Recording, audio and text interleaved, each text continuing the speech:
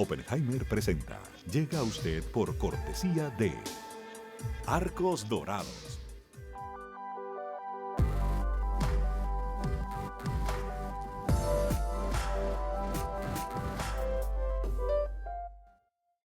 En Buenos Aires, Argentina, hay una universidad que te prepara para trabajar sin fronteras. UADE, una gran universidad. En el Bancoppel de Julia, la tarjeta de crédito se tramita solo con una identificación oficial. Bancoppel, el banco que quiero a mi manera. ¿Sabías que según un estudio de la Universidad de Oxford, casi la mitad de los trabajos actuales podrían dejar de existir en 10 años? La inteligencia artificial llegó para quedarse. ¿Cómo te va a afectar la automatización? ¿Cuáles son los trabajos del futuro? Andrés Oppenheimer te lo cuenta en su nuevo libro, Sálvese quien pueda. Y no te quedes atrás. Encuéntralo en librerías.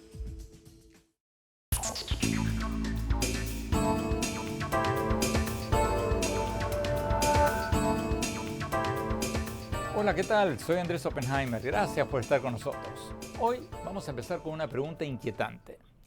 ¿Está en peligro la democracia en México? ¿Hay un intento del presidente de México de violar la Constitución y amenazar la independencia del Poder Judicial? ¿O todo esto son delirios de la oposición? Es una pregunta que se hacen muchos en México tras la aprobación del Congreso de mayoría oficialista de una nueva ley que extiende por 2 años el mandato del presidente de la Corte Suprema, Arturo Saldívar, a quien la oposición describe como un hombre muy, pero muy cercano al presidente Andrés Manuel López Obrador. Todo esto parece una nimiedad, pero varios importantes juristas mexicanos dicen que esto viola abiertamente la Constitución de México, que en su artículo 97, párrafo 4, dice que el presidente de la Corte Suprema solo puede permanecer en su cargo 4 años y que no puede ser reelecto para un periodo inmediatamente posterior. En el fondo, los críticos de López Obrador, como el ex miembro de la Corte Suprema Diego Valadez y varios otros, dicen que esto podría ser el primer paso de un creciente autoritarismo del presidente mexicano, que podría degenerar, dicen muchos, en un intento de López Obrador para perpetuarse en el poder. López Obrador ha dicho que no va a permanecer en su cargo más allá de su mandato. Pero al mismo tiempo, López Obrador apoya públicamente la extensión del mandato del presidente de la Corte Suprema y ha dicho que quienes se oponen a eso se están oponiendo a una reforma judicial supuestamente contra los jueces aliados de lo que él llama los poderosos. Todo esto ha causado un enorme revuelo político en México. Para tener una opinión externa sobre esta controversia, vamos a tener con nosotros desde España al presidente de la Asociación Mundial de Juristas, el doctor Javier Cremades. La Asociación Mundial de Juristas reúne a exfuncionarios del Poder Judicial, decanos de Escuela de Derecho, funcionarios, expertos legales de 140 países. Le vamos a preguntar al doctor Cremades si la democracia en México está en peligro o si esas críticas son exageradas. Y para escuchar la otra campana, para escuchar la versión oficial, vamos a tener con nosotros al presidente del partido gobernante de México, el partido Morena, el diputado Mario Delgado. Delgado, aparte de ser presidente del partido, jugó un rol clave en la Cámara de Diputados, que fue precisamente la que aprobó esta controversial ley que permitiría la extensión del mandato del presidente de la Corte Suprema. Vamos a preguntarle si no se está violando la independencia de poderes y amenazando el orden democrático en México. Señalemos que el presidente de la Suprema Corte, Arturo Saldívar, ha dicho que ni él ni la Corte Suprema fueron consultados para todo esto y que esta fue una decisión del Congreso. Bueno, más tarde en el programa vamos a tener con nosotros al principal encargado de asuntos latinoamericanos de la Casa Blanca, el asesor especial para América Latina del presidente Joe Biden, Juan González. Acaba de venir de una gira por Sudamérica y le vamos a preguntar, entre otras cosas, sobre los primeros 100 días del presidente Biden en la Casa Blanca, sobre si Estados Unidos está considerando cambios en su política hacia Venezuela, hacia Cuba, hacia México. También le vamos a preguntar sobre un tema que les va a interesar a muchos, sobre el reciente anuncio de Biden de que Estados Unidos va a compartir hasta 60 millones de vacunas AstraZeneca con el resto del mundo. ¿Va a ser una prioridad América Latina en este reparto de vacunas? Y si es así, ¿a qué países van a ir? Bueno, empecemos con México. Empecemos con el doctor Javier Cremades, presidente de la Asociación Mundial de Juristas. Doctor Cremades, gracias por estar con nosotros. Doctor Cremades, como presidente de la Asociación Mundial de Juristas, ¿qué piensa usted de esta controversia sobre la prolongación del mandato del presidente de la Corte Suprema en México?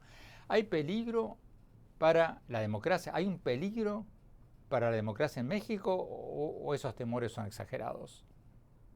Hay muchas personas fuera de México y dentro de México que piensan que la democracia, que el Estado de Derecho, que el imperio de la ley están ahora bajo acoso, están amenazados. El último de los episodios es precisamente la prolongación del mandato del presidente de la Corte Suprema, donde se ha manipulado también o se ha forzado el funcionamiento del propio Poder Legislativo. Muchas personas piensan que no es el primer episodio, sino el último de otros que se han sucedido. Y solo voy a recordar dos.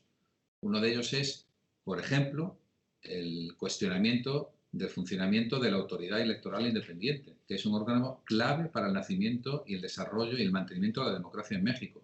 Es un sistema, es un contrapoder dentro del propio sistema a todos los poderes, una autoridad independiente federal.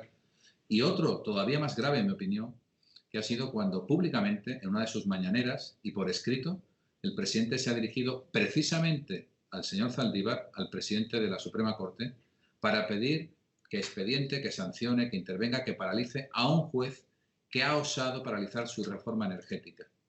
Yo creo que esto es muy peligroso. Yo creo que el Estado de Derecho en México no se va a corromper, pero está siendo amenazado, en este caso, desde el Poder Ejecutivo, que tiene, como se ve, unas ansias enormes, como sucede siempre con el Poder Ejecutivo, de extensión, de control y de dominio de la sociedad, que debemos impedir a toda costa. Pero, ¿cuál es la amenaza concreta? ¿Cuál es su mayor preocupación, concretamente? Preocupación de que no se entienda cuáles son realmente los controles y balances propios de cualquier sistema. En una democracia, el Parlamento responde ante el pueblo, hay soberanía popular, pero cada uno de los poderes, el Ejecutivo, el Legislativo y el Judicial, tiene sus límites y está obligado a respetar el de los demás. Por lo tanto, interferir en la independencia del Poder Judicial, los jueces deben sentirse libres, no señalados, no perseguidos, para controlar también el Poder Ejecutivo. Forzar al Poder Legislativo a que tome medidas que aparentemente violan la propia Constitución.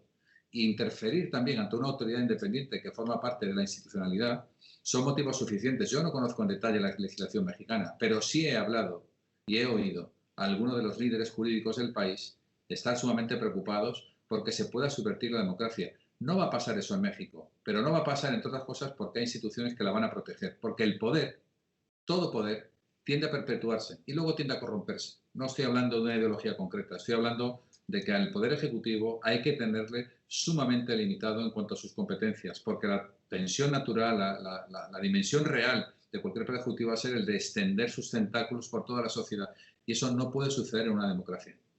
Pero, a ver, doctor Cremades, ¿qué le responde usted a los seguidores del presidente Andrés Manuel López Obrador que dicen que la ampliación del mandato del presidente de la Suprema Corte hasta el 2024 no es algo tan terrible, porque al final la propia Corte Suprema va a decidir si esto es constitucional o no?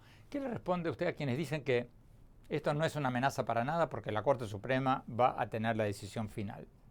Bueno, lo que está claro es que en democracia se produce el gobierno de las leyes, que es algo muy distinto al gobierno de los hombres. O dicho de otra manera, la única alternativa al imperio de la fuerza o al imperio del hombre es el imperio de la ley.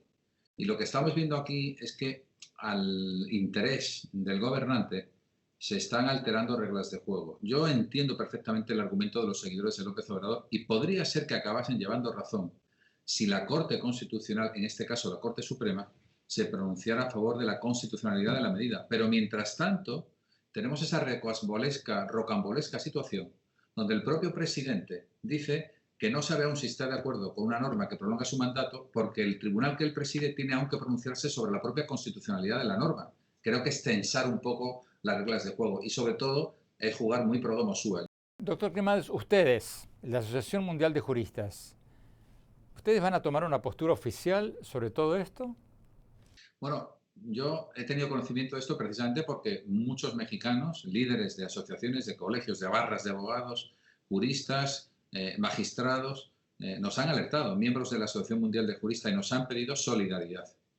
Y en este momento, y lo quiero decir como primicia en este programa tan importante, en la CNN, que habla español, La Asociación Mundial de Juristas, en su último Board of Directors, ha decidido emitir un manifiesto y un comunicado que ya ha sido firmado por más de 1000 juristas, poniendo el punto de atención sobre la fragilidad que en este momento ofrece México como destino seguro de inversión, como país donde la seguridad jurídica prima. Todo eso el presidente, no sé si es consciente o no, pero lo está erosionando y creo que debe rectificar. Yo confío en que López Obrador no acabará deviniendo ni acabará, pues en definitiva, subvirtiendo la democracia, no acabará destruyendo el Estado de Derecho. Pero debe tener mucho cuidado porque a mucha gente le está pareciendo que se está dando el primer paso. Eso sé que no sucederá porque México tiene resortes para ello, pero el presidente debe moderar el apetito propio que tiene todo el Poder Ejecutivo de tener un control total sobre la sociedad. Él solo es el presidente de la República, ni más ni menos que el presidente de la República, pero tiene una Constitución por encima a la que sirve, que responde ante todo el pueblo. Y lo que vamos a hacer desde fuera es solidarizarnos, no solamente con los juristas de México, sino con tantos y tantos millones de personas que tienen derecho a vivir bajo el imperio de la ley, llamando la atención, como digo, sobre todo han sido profesores norteamericanos y del centro de Europa, que en este momento México tiene una señal amarilla de alerta de posible destrucción del Estado de Derecho. Doctor Cremades, muchísimas gracias por esta entrevista. Tenemos que ir a un corte. Cuando volvamos, vamos a escuchar la postura oficial con el presidente del partido oficialista, el partido de gobierno Morena, el diputado Mario Delgado. Y más tarde en el programa vamos a hablar con el principal asesor de la Casa Blanca para América Latina, Juan González. Le vamos a preguntar, entre otras cosas, qué planes concretos hay de parte de Estados Unidos de compartir vacunas con América Latina. No se vayan, ya volvemos.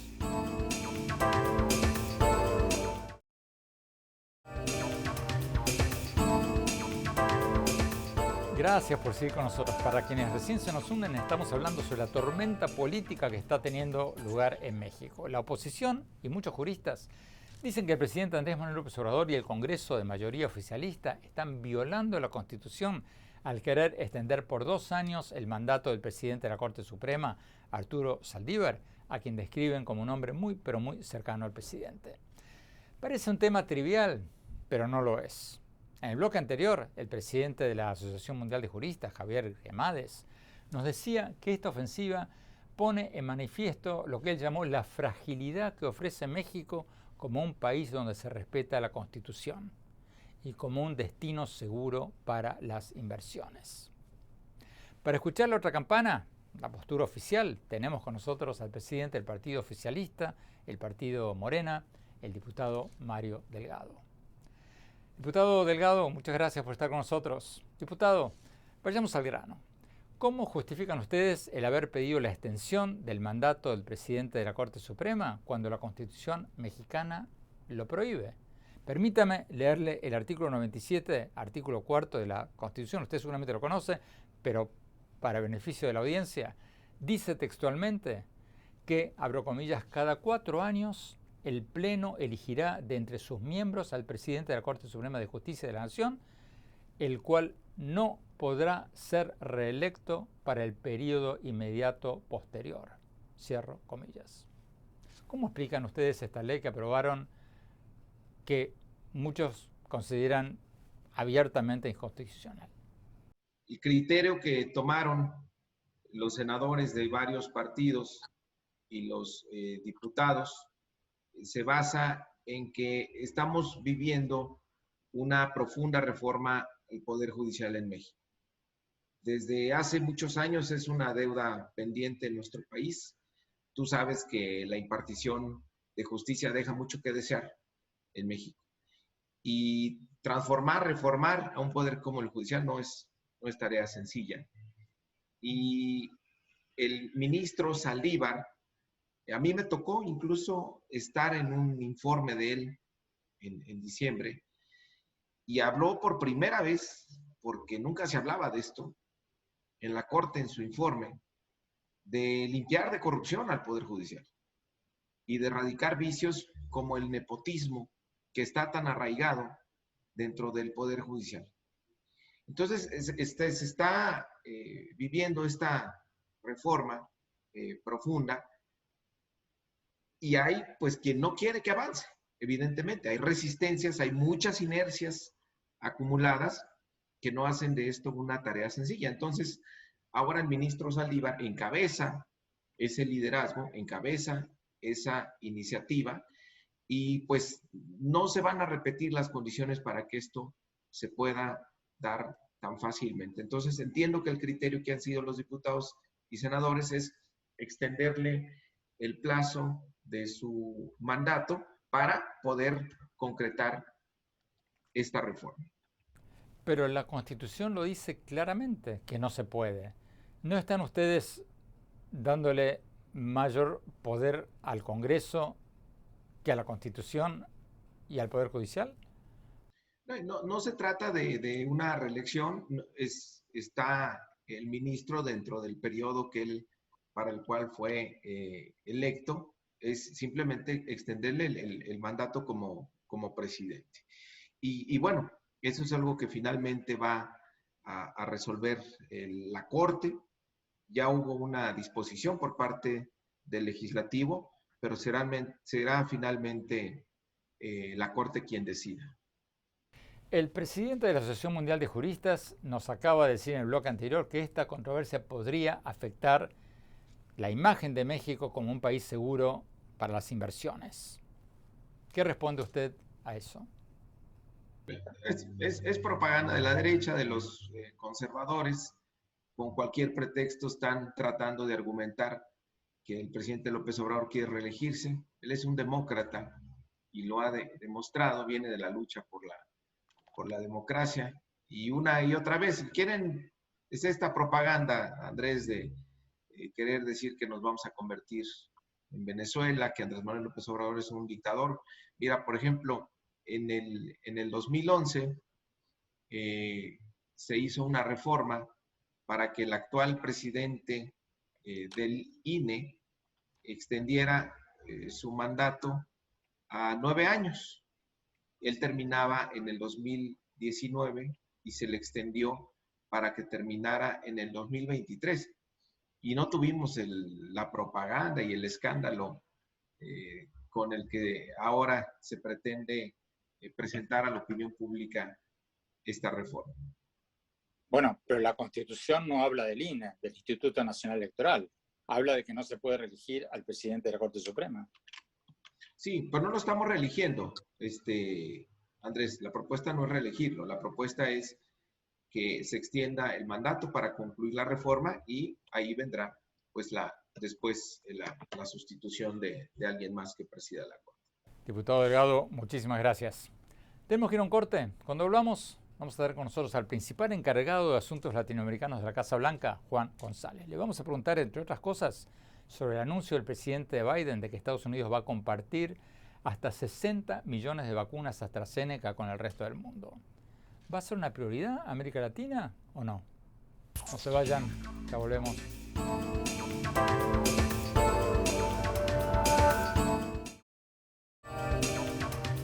Gracias por seguir con nosotros.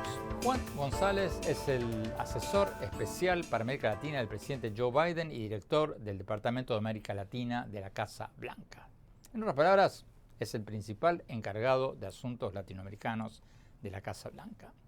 Hablamos con él hace pocas horas y le preguntamos sobre Venezuela, Cuba, México, las vacunas chinas y sobre el reciente anuncio del presidente Biden de que va a enviar hasta 60 millones de vacunas AstraZeneca al resto del mundo. Le preguntamos, entre otras cosas, cuántas de estas vacunas van a ir a los países latinoamericanos. Vayamos directamente a la entrevista. Juan González, gracias por estar con nosotros. El presidente Joe Biden acaba de cumplir sus primeros 100 días en el gobierno. ¿Cuáles, diría usted, son sus principales aciertos y sus principales asignaturas pendientes?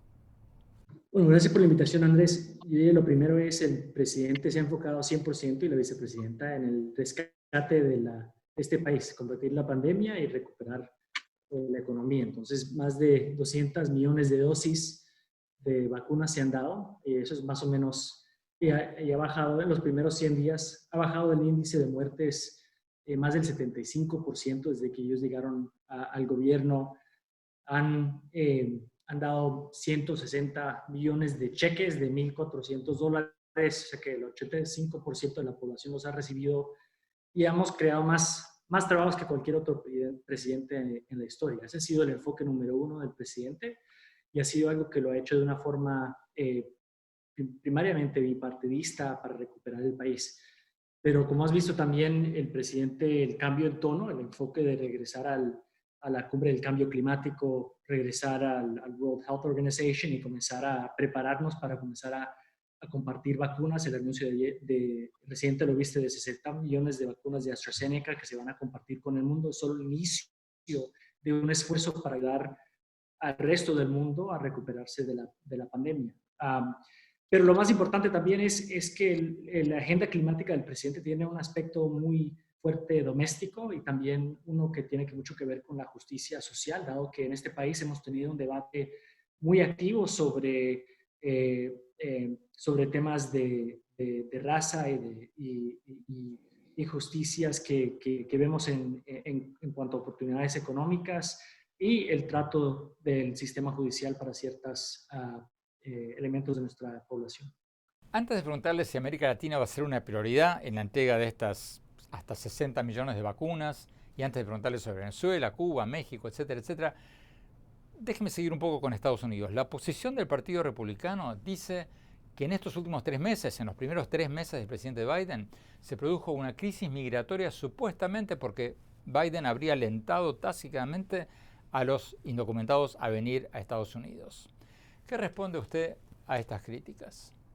Bueno, sí hay una crisis, pero la crisis es en el Triángulo Norte. Vimos 2 huracanes el año pasado que impactaron comunidades ya con falta de oportunidades económicas y obviamente el nivel de inseguridad ha subido, pero aquí el debate que estamos teniendo en este país, que tiene mucho que ver con la identidad nuestra, es si la forma en que vamos a responder cuando nuestros vecinos tienen problemas es levantar un muro que no va a tener impacto o invertir en la seguridad, en la prosperidad de la región. No solo eso, sino tratar a los inmigrantes con dignidad y manejar la frontera de una forma que fuerza nuestras leyes, pero que también es una que reconoce nuestras responsabilidades internacionales humanitarias. Eso tiene mucho que ver con la identidad de este país de inmigrantes y la forma en que nosotros vamos a lidiar con el resto del mundo. El enfoque del presidente y la vicepresidenta es que ellos piensan que cuando los vecinos nuestros prosperan y son seguros,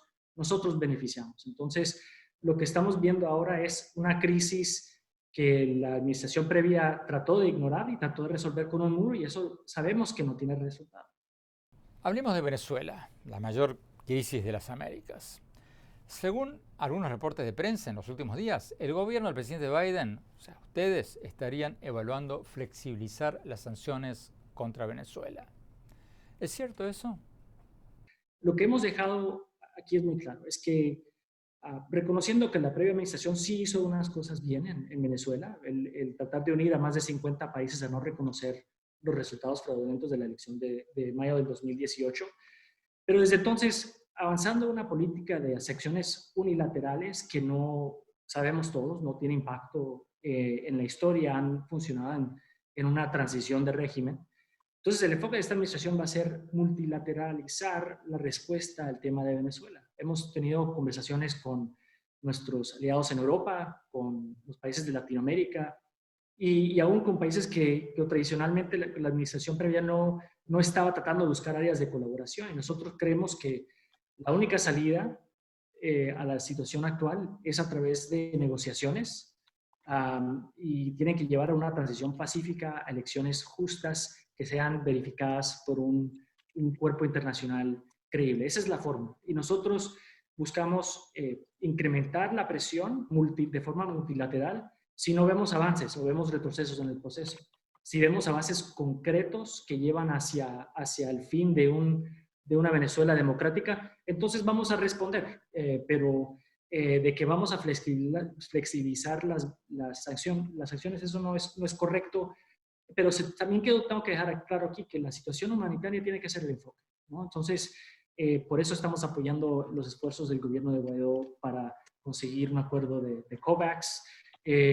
Tratamos de conseguir formas estamos apoyando el acuerdo que que llegó el régimen de Maduro con el World Food Program. Todo eso lo vemos como pasos positivos, pero yo creo que una señal que vamos a estar viendo es la composición del Consejo Nacional Electoral como una señal. Si es una composición que no es balanceada o que solo ponen personas que han sido sancionadas por los Estados Unidos, por la Unión Europea, entonces ahí se nota que no hay seriedad.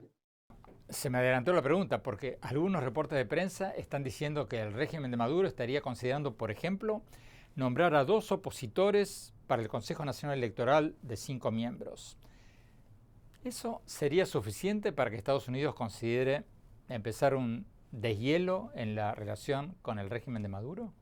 Sería un paso obviamente lo que queremos es un balance perfecto. Yo creo que al fin y al cabo tendremos que ver el resultado de lo que se enuncia, pero lo que estamos buscando es pasos concretos que lleven hacia elecciones. Y tienen que ser cosas concretas, porque nombrar a jueces de la Corte, después tenemos que ver cómo funciona la Comisión Nacional Electoral y si entran en negociaciones, qué son el contenido y si van a llegar a tomar pasos concretos. También hay cosas que puede hacer el régimen que puede demostrar seriedad, porque yo creo que los que tienen que inspirar confianza son ellos, no nosotros ni la comunidad internacional, dado toda la buena voluntad que se ha desperdiciado por parte de Maduro. Tiene una fuerza especial que ha sido acusada de asesinatos extrajudiciales.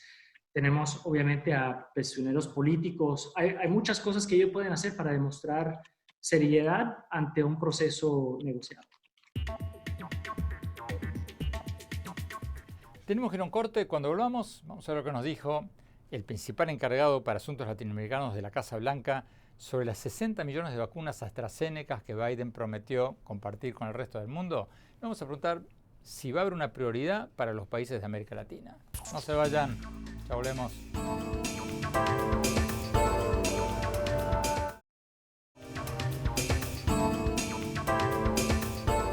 Gracias por seguir con nosotros. Estamos hablando con Juan González, el principal encargado de la Casa Blanca para asuntos de América Latina. Sigamos viendo la entrevista.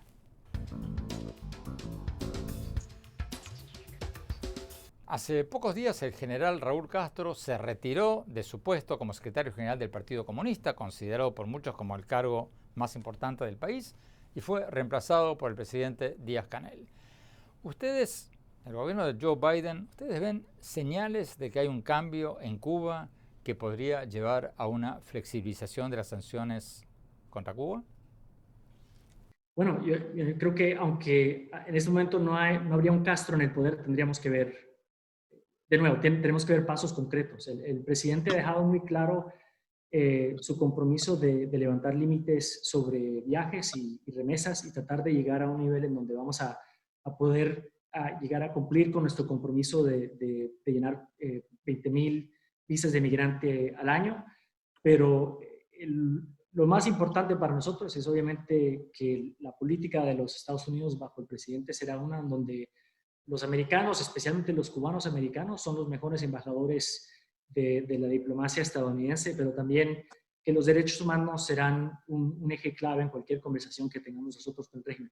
Pero lo he dicho yo antes y me han criticado por decirlo, que ahorita el enfoque de esta administración es obviamente la pandemia, manejar la migración, reinvigorar nuestras relaciones con nuestros aliados en la región y alrededor del mundo. Y en este momento estamos revisando la política hacia Cuba, pero yo creo que obviamente tenemos que ver qué cosas concretas está dispuesto a hacer el régimen. Usted mencionó al principio de esta entrevista el nuevo anuncio del presidente Biden de que ofrecerá hasta 60 millones de vacunas AstraZeneca al resto del mundo. Pero acá va la pregunta. ¿Hay algún plan concreto para enviar estas vacunas a América Latina? ¿Los países latinoamericanos van a tener una prioridad para recibir estas vacunas? Es algo que se va a tomar en base al consejo de los expertos de salud y tenemos un equipo aquí que lo está manejando todo. No tengo nada que anunciar al respecto, pero aquí tenemos que reconocer que 60 millones de vacunas no es suficiente para todo el mundo. Entonces, es algo que estamos desarrollando un criterio de necesidad. También pensando en qué podemos hacer para apoyar la expansión de producción para poder prepararnos para futuras pandemias, pero también buscar comenzando con nuestros aliados en Norteamérica, Canadá y México, es asegurarnos de que tenemos un sistema de coordinación para poder compartir información de seguridad de salud en tiempo real. Entonces, obviamente Latinoamérica es una de las regiones mucho más afectadas del mundo. Países como Brasil, México, Argentina y los países del Caribe son los que han sido muy impactados y obviamente muchas variantes han estado impactando esa región. Entonces, obviamente será un enfoque. ¿Un enfoque o una prioridad? Será una de las prioridades, obviamente, dado el impacto que tiene y también que son nuestros vecinos. Entonces, eso ha quedado muy claro, pero es algo que se anunciará y lo que ha dicho el secretario Blinken es que cuando los Estados Unidos ya salga y pueda enfocarse en apoyar al resto del mundo, que seremos el líder internacional en combatir la pandemia. Y no solo eso, el punto clave aquí es que no vamos a pedir nada a cambio, porque el interés nuestro es obviamente en la seguridad nacional de nuestros vecinos y así se hará. Tenemos que ir a un corte. Cuando volvamos, seguimos hablando con el principal encargado de asuntos latinoamericanos de la Casa Blanca, Juan González. Y después, mi análisis sobre los primeros 100 días del presidente Biden en la Casa Blanca. No se vayan, ya volvemos.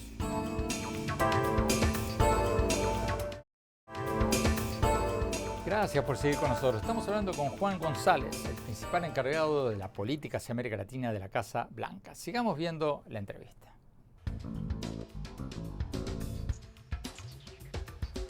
Algunos funcionarios del gobierno de Joe Biden, el gobierno al que usted pertenece, han insinuado que China podría estar ofreciendo vacunas en América Latina a cambio de ventas de tecnología o de derechos de pesca. Usted, en su reciente gira a el Cono Sur, a América del Sur, ¿usted encontró alguna evidencia de eso? Sí, lo hemos visto en reportajes alrededor de la región. No solo eso, sino que ellos no han estado dando lo que ellos prometen, número uno. Número dos, están pidiendo acuerdos políticos a cambio de dar vacunas. Eso es algo que la región, ellos lo ven por lo que es un mercantilismo de vacunas por parte de China y de Rusia también. Pero es algo que yo creo que nos han criticado por no movernos suficientemente rápido, pero la razón es porque nosotros estamos enfocados, número uno, en vacunar a americanos y número dos, preparándonos para que la respuesta a nivel global y regional sea una que sea bastante ambiciosa y que sea mucho más allá de solo compartir vacunas. Y de nuevo, no será algo que será a cambio de nada, sino porque el interés nuestro es que los países de la región, cuya seguridad y prosperidad tiene impacto sobre nosotros, sea una que pueda combatir la pandemia con éxito. Finalmente, usted estuvo recientemente en Colombia. ¿Cómo ven ustedes las escaramuzas entre los grupos armados en la frontera entre Colombia y Venezuela? ¿Es algo que preocupa a Estados Unidos o no? Definitivamente, ¿no? Nosotros vemos que la situación en Venezuela representa una amenaza a la seguridad nacional de uno de nuestros aliados más importantes, que es Colombia.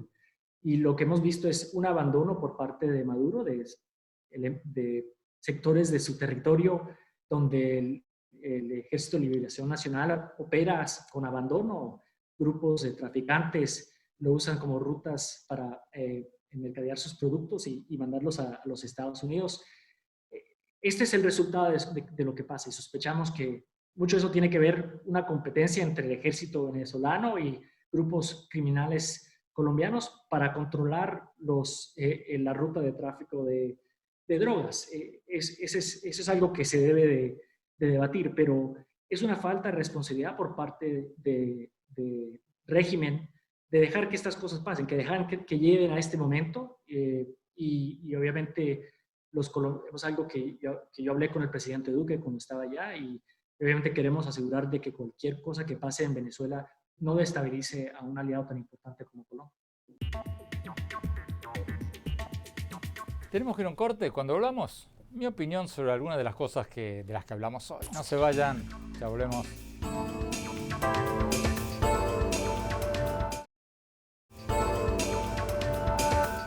Muchas gracias por seguir con nosotros. Como hablábamos ante el programa, el presidente Joe Biden acaba de cumplir sus primeros 100 días en la Casa Blanca. Y bueno, ya se puede hacer una evaluación preliminar sobre cómo le está yendo.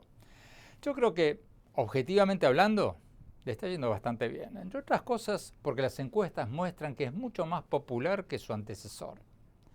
Según un promedio de CNN sobre 6 encuestas recientes, el 55% de los estadounidenses aprueba en general la gestión de Biden. Comparativamente, a esta altura del mandato del expresidente Trump, solo un 44% decía que Trump estaba haciendo una nueva labor, de acuerdo con una encuesta de CNN en sus primeros 100 días. Algunas otras encuestas individuales, como las de Gallup, le dan a Biden incluso más, un 57% de aprobación. ¿Cómo se explica que a Biden le esté yendo tanto mejor? Hay varios motivos. El primero es que Biden no es Trump. No se las pasa insultando a la gente. Como lo escribí recientemente en el Miami Herald, después de 4 años de un presidente que a veces parecía escupir veneno todo el tiempo contra los inmigrantes, las minorías, sus rivales políticos, incluso contra los principales aliados de Estados Unidos en el mundo, muchos estadounidenses sienten una sensación de inmenso alivio de haber vuelto a la normalidad. Entonces, parte de la popularidad de Biden se debe a eso, a que no es Trump. Pero hay más que eso. Aunque Biden no es un hombre carismático, ha hecho una buena labor en algunos frentes importantes. Triplicó las vacunas aplicadas diariamente en Estados Unidos de 1 millón diarias cuando asumió a más de 3 millones diarias a mediados de abril. Aprobó un paquete de estímulo de 1.9 billones para reactivar la economía. Se comprometió, tomó pasos para reducir dramáticamente las emisiones de gases de efecto invernadero de Estados Unidos. Tomó algunas medidas preliminares para combatir la epidemia de asesinatos masivos. Empezó a criticar la represión gubernamental en Rusia. Dejó de abrazarse con el dictador de Corea del Norte. Son varias cosas. Y la bolsa de valores de Wall Street, que Trump alardeaba durante su mandato como un indicador de sus supuestos logros económicos, se disparó muchísimo más desde la asunción de Biden. Fíjense, en términos absolutos y porcentualmente, la bolsa de valores creció más durante los primeros 100 días de Biden que en los primeros 100 días de ningún presidente de Estados Unidos desde 1950. Y la economía se está recuperando a tal punto que el banco de inversiones Goldman Sachs está pronosticando un crecimiento récord de un 8% en la economía de Estados Unidos este año. 8%, algo que no se había visto en varias décadas. ¿Podrá mantener Biden todo esto en el futuro? ¿Se va a sostener esto? Muy difícil saberlo, muy difícil pronosticarlo. Pero por ahora, las encuestas y los indicadores económicos muestran que a Biden le está yendo bastante bien. Bueno, se nos acabó el tiempo. Gracias por habernos acompañado. Los invito, como siempre, a visitar mi blog en la página web andresopenheimer.com. Allí van a poder ver mi reciente entrevista con Bill Gates y mis más recientes artículos del Miami Herald. Les recuerdo la dirección, es andresopenheimer.com. Y síganme en mi Twitter, @OpenheimerA, en mi página de Facebook, Andrés Oppenheimer, y en mi Instagram, Andrés Oppenheimer Oficial. Gracias por habernos acompañado. Cuídense mucho. Hasta la semana próxima. Oppenheimer presenta. Llega a usted por cortesía de Arcos Dorados.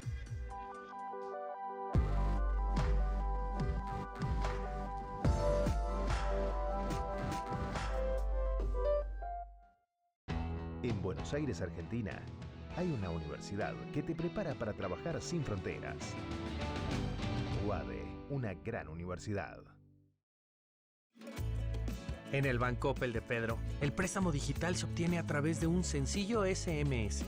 Bancoppel, el banco que quiero a mi manera.